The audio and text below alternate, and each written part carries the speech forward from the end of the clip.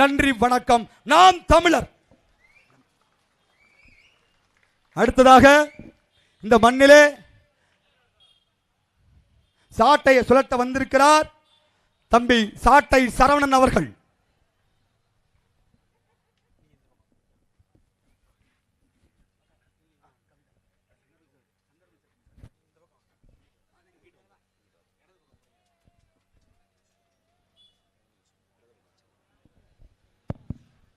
நடைபெற இருக்கின்ற 2026 சட்டமன்ற தேர்தலில் நாம் தமிழர் கட்சியினுடைய விவசாய சின்னத்திற்கு வாக்களிக்க தயாராக இருக்கின்ற அன்பு தாய் தமிழ் உறவுகள் உங்கள் அனைவருக்கும் அன்பும் வணக்கமும்.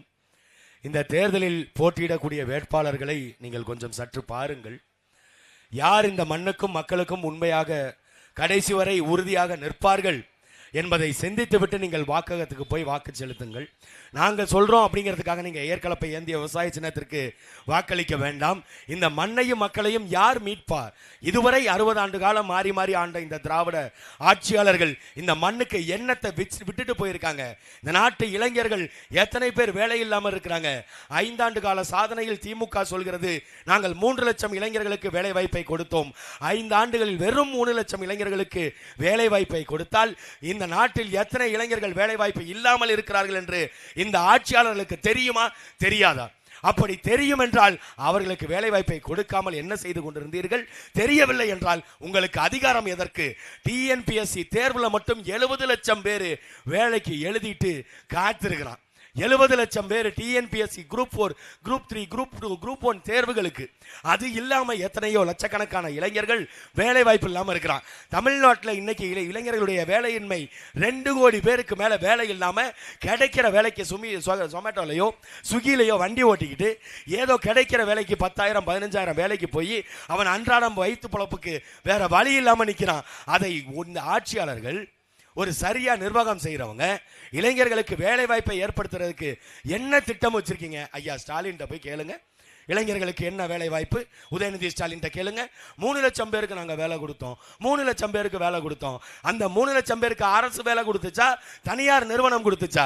6,000 கோடி அந்நிய முதலீடு, 5,000 கோடி அந்நிய முதலீடு, அங்கிருந்து அமெரிக்காவில இருந்து முதலீடு, துபாயில இருந்து முதலீடு, கத்தார்ல இருந்து முதலீடு. அவர்கள் முதலீடு செய்கிறார்கள். இந்த ஆட்சியாளர்கள் எங்க முதலீடு செய்யறாங்க?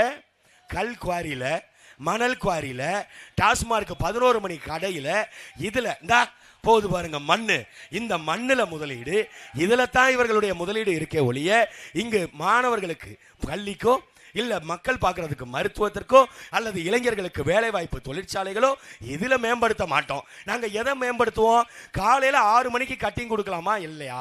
காலையில 8 மணிக்கு குடிச்சா தான் மக்களுக்கு கை கால் நடுக்கம் நிற்கும். அப்ப கடைகளை எங்கெங்கெல்லாம் திறக்கலாம், எத்தனை கடைகளை திறக்கலாம்? இது ஒரு ஆட்சி செய்கின்ற வேலையா? ஒரு ஆட்சி அதிகாரிகள் செய்யற வேலையா? அதிகாரத்தில் இருக்கிறவர்கள் இளைஞர்களுக்கு ஏன் வேலை வாய்ப்பை கொடுக்கல? நாங்க நாம் தமிழர் கட்சி ஆட்சிக்கு வந்தால் நிலமும் வளமும் சார்ந்த தொழிற்சாலைகள், சங்கரங்கோயில் பகுதியில் என்ன விளையும், அங்கே என்ன விளையுதோ அந்த விவசாயத்துக்கு தகுந்தார் போல தொழிற்சாலை. பனை இருக்கு, பனையில இருந்து கருப்பட்டி எடுக்கிறது, கல் இறக்கிறது.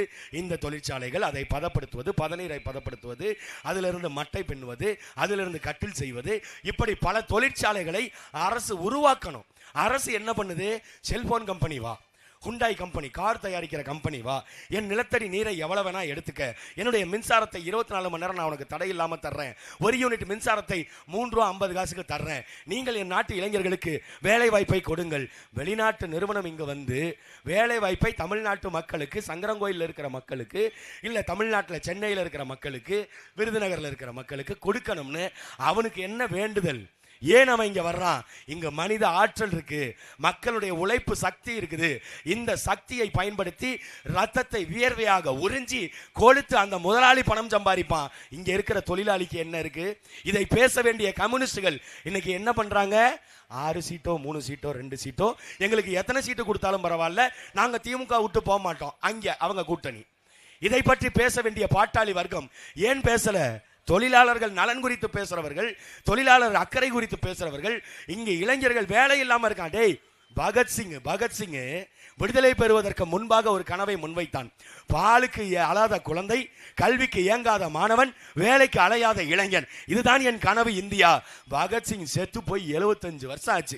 இன்னமும் இந்த நாட்டில் பாலுக்கு ஏங்குற குழந்தை இருக்குது, பாலுக்கு அழுகிற குழந்தை இருக்குது, கல்விக்கு ஏங்குற மாணவன் இருக்கான், வேலைக்கு அலைங்கிற இளைஞன் இருக்கான்னா 75 ஆண்டு காலமாக இந்த ஆட்சியை என்னதான்டா செஞ்சீங்க? 10.25 லட்சம் கோடி கடன். ஐயா ஸ்டாலின் அவர்கள் அவர் ஆட்சிக்கு வரும் பொழுது எடப்பாடி பழனிசாமியை பார்த்து விமர்சித்தார். ஆக எடப்பாடி பழனிசாமிக்கு நிர்வாக திறனற்ற எடப்பாடி பழனிசாமி 4.25 லட்சம் கோடி கடனை வெளிநாடு வங்கிகளில் வாங்கி வைத்திருக்கிறாரே, அவர் அடைப்பாரா அப்படின்னு கேட்டார். ஐயா அவர் அடைக்க மாட்டாருங்கய்யா. நீங்க ஆட்சிக்கு வந்தீங்க, நீங்க அடைச்சிங்களா? நீங்க கூடுதல் 6 லட்சம் கோடி கடனை வாங்கி வச்சிருக்கீங்க. இந்த 6 லட்சம் கோடி கடன்ல என்ன பண்ணீங்க? இல்லத்தரசிகளுக்கு 1000 ரூபாய் கொடுத்தோம், இலவசமாக ஓசி பேருந்துகளை ஓட்டினோம், நாட்டு மக்களுக்கு நாங்கள் அதை செய்தோம், இதை செய்தோம், இலவசங்கள் கொடுத்தோம். இப்ப அடுத்து என்ன செய்வீங்க?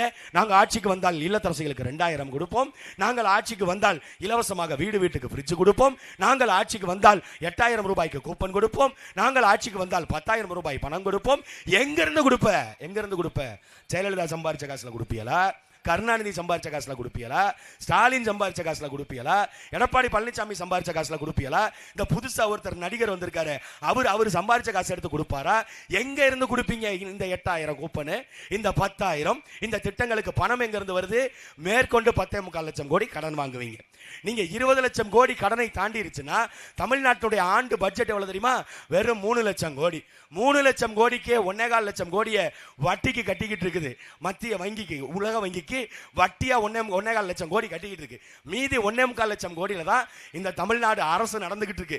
அதுல தான் காவல்துறைக்கு சம்பளம், அதுல தான் அரசு ஊழியர்களுக்கு சம்பளம், மருத்துவர்களுக்கு சம்பளம், செவிலியர்களுக்கு சம்பளம், ஆசிரியர்களுக்கு சம்பளம், எல்லாருக்கும் சம்பளம் இந்த 1.25 லட்சம் கோடியில தான் போகுது.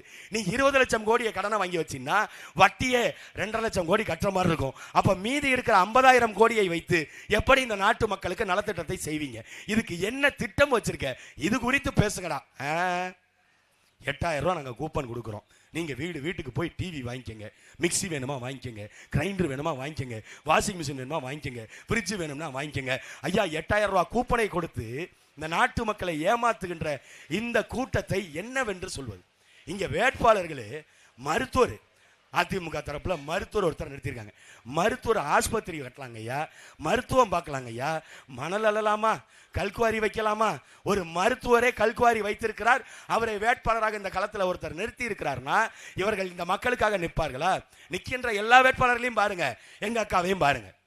நாங்க படிச்சு முடிச்சுட்டு இந்த மக்கள் கேட்டாங்க, படித்தவர்கள் அரசியலுக்கு வர்றதில்ல, படிக்காதவங்க எல்லாம் அரசியல்ல இருக்கிறாங்க, அரசியல் வியாபாரம் ஆயிடுச்சு, அரசியல் சாக்கடை ஆயிடுச்சு. சாக்கடையை தூர்வாருவதற்கு படித்த பிள்ளைகள் நாங்க களத்துக்கு வந்துட்டோம். 15 ஆண்டு காலமாக இந்த களத்துல நிக்கிறோம். எந்த இடத்துலாவது இந்த கூட்டணிக்கு இந்த நோட்டுக்கு இந்த சீட்டுக்கு நாங்கள் பேரம் போயிருக்கிறோமா? யாரிடமாவது போய் நாங்க கூட்டணி வைக்கிறோமா? தனித்து களத்துல நிக்கிறோம். ஏன் தெரியுமா? இந்த மக்களை நாங்கள் அவ்வளவு நேசிக்கிறோம். இந்த மக்களை எப்படியாவது இந்த திராவிட ஆட்சியாளர் இருந்து மீட்டறணும். இவர்கள் சொல்லுவாங்க, நாங்க வீட்டுக்கு மிக்சி தர்றோம், கிரைண்டர் தர்றோம், டிவி கொடுத்தோம், அண்டா கொடுத்தோம், குண்டா கொடுத்தோம், ஆடு கொடுத்தோம், மாடு கொடுத்தோம், தோடு கொடுத்தோம், தொங்கட்டான் கொடுத்தோம். இதெல்லாம் கொடுத்தீர்களே, நல்ல வாழ்க்கையை கொடுத்தீர்களா? எங்க நாட்டு மக்களுக்கு நல்ல மருத்துவத்தை கொடுத்தியா? நல்ல கல்வியை கொடுத்தியா? கல்வியை கொடுக்க முடியல. கல்வியை கொடுக்கிறதுக்கு என்ன சொல்றாங்க? மாணவர்கள் பள்ளியில அரசு பள்ளிக்கூடங்களுக்கு வருவதுடைய எண்ணிக்கை குறைஞ்சிருச்சு. ஏன் எண்ணிக்கை குறைஞ்சது? அரசு பள்ளிக்கூடம் பக்கத்திலே டாஸ்மாக் கடையை திறந்து வச்சா, அரசு பள்ளிக்கூடம் பக்கத்திலே கஞ்சா விற்கிறதுக்கு அனுமதி கொடுத்தா, அரசு பள்ளிக்கூடத்துக்கு பக்கத்திலேயே போதை ஆசாமிகளை உழவ விட்டா மாணவர்கள் எப்படி பள்ளிக்கூடத்துக்கு போவான்? அவனை பார்த்து சீரழிய மாட்டானா? அப்ப பள்ளி கல்வித்துறை கட்டடங்கள் சரியா இருக்குதா? மேற்கூரை இடிஞ்சு விழுகுது. காலை உணவு திட்டம் இவங்க சொல்ற சாதனை. மாணவர்களுக்கு காலை உணவு திட்டம் போட்டோமே, காலை உணவு திட்டத்தில் எத்தனை லட்சம் பேர் பயனடைஞ்சிருக்காங்க தெரியுமா? ஒருவேளை உணவு கூட பெத்த பிள்ளைக்கு போட முடியாத இடத்துல நம் பெற்றோர்களை நிறுத்திவிட்டு அதை சாதனைன்னு பேசலாம். காலை உணவு திட்டம், காமராஜர் மதிய உணவு திட்டம் கொண்டு வந்தாருன்னா அன்னைக்கு ஏழ்மை வறுமை நிலை இருந்துச்சு, அன்னைக்கு மக்களுக்கு படிப்பறிவு இல்லை. அதற்காக காமராஜர் அவர்கள் பள்ளிக்கூடங்களை கட்டி மாணவர்களுக்கு மதிய உணவு போட்டாலாவது படிப்பான் அப்படின்னு அவரு போட்டாரு. அவர் ஆட்சி முடிஞ்ச 60 வருஷம் ஆச்சுரா. 60 வருஷம் கழிச்சு இன்னைக்கும் மாணவர்களுக்கு காலையில உணவு இல்லை, மதியம் உணவு இல்லை அப்படின்னா இது யாருடைய தப்பு? ஆட்சியாளருடைய தப்பு. நாடு வறுமையில் இருக்கிறதுக்கு காரணம் யாரு? இந்த ஆட்சியாளர்கள். இவர்கள் இலவசங்கள் கொடுக்க திட்டமிடுகின்ற இந்த மூளையை, அந்த மூளையை பயன்படுத்தி இந்த நாட்டினுடைய பொருளாதாரத்தை எப்படி வளர்க்கலாம் என்று சிந்தித்திருந்தால் இன்னைக்கு இந்த நிலைமை வந்திருக்காது. மருத்துவமனையில், அரசு மருத்துவமனையில் நாம போய் மருத்துவம் பார்க்க முடியல. ஏன் அரசு மருத்துவமனைக்கு நம்மளால போக முடியாது? அரசு மருத்துவமனைக்கு போனா கொண்டு விடுவான். தலைநகர் சென்னை, தமிழ்நாட்டுடைய தலைநகர் சென்னை, அந்த சென்னை தலைநகரில் தலைமை அரசு மருத்துவமனை. அந்த தலைமை அரசு மருத்துவமனையில் 8 வயது குழந்தைக்கு போட வேண்டிய ஊசியை 4 மாத குழந்தைக்கு ஊசியை போட்டு அந்த குழந்தை செத்து போச்சு. இந்த ஆட்சியாளர்கிட்ட கேள்வி கேட்குறாங்க, இப்படி ஒரு மருத்துவத்தை கொடுத்துருக்கீங்களே, தரமற்ற மருத்துவத்தை ஊசியை மாற்றி போட்டாங்களே அப்படின்னு கேட்டதுக்கு ஆட்சியாளர்கள் சொல்றாங்க, தெரியாம நடந்துருச்சு. எங்கெங்கோ 1-2 இப்படி நடக்கிறது தானே. ஏற்கனவே பிரியான்னு ஒரு பொண்ணு கால்பந்தாட்ட வீராங்கனை காலில் சுளுக்கு ஏற்பட்டதுக்கு மருத்துவமனை போனதுக்கு காலை எடுக்கணும்னு சொல்லி ஆப்ரேஷன் பண்ணி காலை எடுத்து கடைசியில் அந்த பொண்ணு செத்தே போச்சு. என்னடான்னா அது தெரியாம நடந்துருச்சு. எங்க தெரியாம இந்த ஊசியை மாற்றி போடுறது, தெரியாம இந்த காலை மாற்றி ஆப்ரேஷன் பண்றது. இது ஐயா ஸ்டாலின் குடும்பத்தில் யாராவது ஒருத்தருக்கு ஒரு தடவை மாற்றி தெரியாம பண்ணிருங்க, இல்ல எடப்பாடி பழனிசாமி குடும்பத்தில் யாருக்காவது ஒருத்தருக்கு தெரியாம இந்த ஆப்ரேஷனை பண்ணுங்க, அங்க பண்ணுவீங்களா? அப்ப அரசு மருத்துவமனை என்னவா பார்க்குது இந்த நாட்டு மக்களை? அரசு மருத்துவமனையில் இருக்கிற மருத்துவர் செவிலியர்கள் மக்களை கடுமையா பேசுறாங்க, வர்றவங்கள்ட்ட கடுகடுன்னு பேசுறாங்க. காரணம் என்ன? அவர்களுக்கு சரியாக சம்பளம் போகல. இந்த ஆட்சியாளர்கள் கொடுத்த வாக்குறுதியில, தேர்தல் வாக்குறுதியில 505 தேர்தல் வாக்குறுதியில திமுக செவிலியர்களுக்கு நிரந்தர பணி கொடுப்போம், நிரந்தர சம்பளம் கொடுப்போம், ஊக்கத்தொகையை அதிகப்படுத்தி கொடுப்போம், மருத்துவர்களுக்கு நல்ல ஊதியத்தை கொடுப்போம், ஆசிரியர்களுக்கு நல்ல ஊதியத்தை கொடுப்போம், தூய்மை பணியாளர்களுக்கு நல்ல ஊதியத்தை கொடுப்போம், அவர்களை அரசு பணியாக மாற்றிடுவோம். இதெல்லாம் தேர்தலுக்கு முன்பாக. தேர்தலில் ஜெயிச்ச ஆட்சி அதிகாரத்துக்கு வந்த உடனே அதெல்லாம் மறந்துட்டு ஆசிரியர்கள் எதுக்கு போராடுறாங்க, மருத்துவர்கள் எதுக்கு போராடுறாங்க, செவிலியர்கள் எதுக்கு போராடுறாங்க, அவர்கள் எல்லாம் தேச துரோகிகள் போல கைது செய்து இந்த அரசாங்கம். நாட்டில் எல்லாரும் போராடுறான். ஆசிரியர், செவிலியர், மருத்துவர், தூய்மை பணியாளர், வாகன ஓட்டுநர்கள், அரசு பேருந்து ஓட்டுநர்கள், அரசு பேருந்து நடத்துனர்கள் எல்லாரும் வீதியில் வந்து போராடுறான். மாணவன் போராடுறான், மீனவன் போராடுறான். இப்படி எல்லாரையும் போராட விட்டுட்டு ஒரு ஆட்சி இருக்குது, ஒரு அதிகாரம் இருக்கு அப்படின்னா அந்த ஆட்சி அதிகாரம் யாருக்கானது?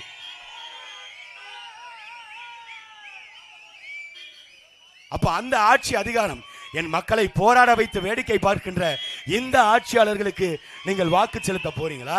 இல்ல போராடவே வேண்டிய அவசியம் இல்லாது உங்களுடைய கல்வியை, உங்களுக்கான மருத்துவத்தை, உங்களுக்கான தூய குடிநீரை இலவசமாக வழங்குகின்ற நாம் தமிழர் பிள்ளைகள் எங்களுக்கு நீங்கள் வாக்கு செலுத்த போறீங்களாங்கிறத நீங்கள் நினைவில் கொள்ளுங்க. ஆற்று மணல் கொள்ளையை தடுக்க, கனிம வள கொள்ளையை தடுக்க, இயற்கை வளங்களை பாதுகாக்க உங்களுக்கு இருக்கிற ஒரே வாய்ப்பு நாம் தமிழர் கட்சிக்கு வாக்களிப்பதுதான். அடுத்த தலைமுறை பிள்ளைகள் இந்த மண்ணில் நிம்மதியாக வாழணும், தூய காற்றோடு, தரமான கல்வியோடு, தரமான மருத்துவத்தோடு நிம்மதியாக வாழணும்னா, இளைஞர்கள் வேலைக்கு அலையாம இருக்கணும்னா ஒரே வாய்ப்பு ஏற்கலப்பை ஏந்திய விவசாய சின்னத்திற்கு வாக்களிப்பதுதான். இந்த சங்கரங்கோவில் சட்டமன்ற தொகுதியில் போட்டியிடக்கூடிய அக்கா மு கவிதா அவர்கள், இளங்கலை தாவரவியல் அவர்களுக்கு நீங்கள் உங்களுடைய வாக்குகளை விவசாய சின்னத்தில் வாக்களித்து வெற்றி பெற செய்யுங்கள். சட்டமன்றத்துக்குள்ள நாம் தமிழர் பிள்ளைகள் நாங்க போகும் பொழுது அந்த சட்டமன்றம் மக்களுக்கான மன்றமாக மாறும். மக்களுக்கான மன்றமாக மாறணும்னா ஏற்கலப்பை ஏந்திய விவசாய சின்னத்திற்கு உங்கள் வாக்குகளை நீங்கள் செலுத்துங்கள். மாற்றத்தை சங்கரன் கோவிலிருந்து தொடங்குங்க. மாற்றம் என்பது வெறும் சொல்லல்ல, அது ஒரு தலைகீழ் மாற்றம். அந்த மாற்றத்தை சங்கரன்கோவில் தொகுதியிலிருந்து தொடங்குங்கள். இந்த தொகுதியிலிருந்து உலகம் முழுக்க வாழுகின்ற தமிழர்களுக்கு ஒரு அரசியல் வரலாற்றை எழுத வேண்டும் என்றால் விவசாய சின்னத்தில் வாக்களித்து அக்கா கவிதா அவர்களை வெற்றி பெற செய்யுங்கள். நன்றி, வணக்கம். நாம் தமிழர், நாம்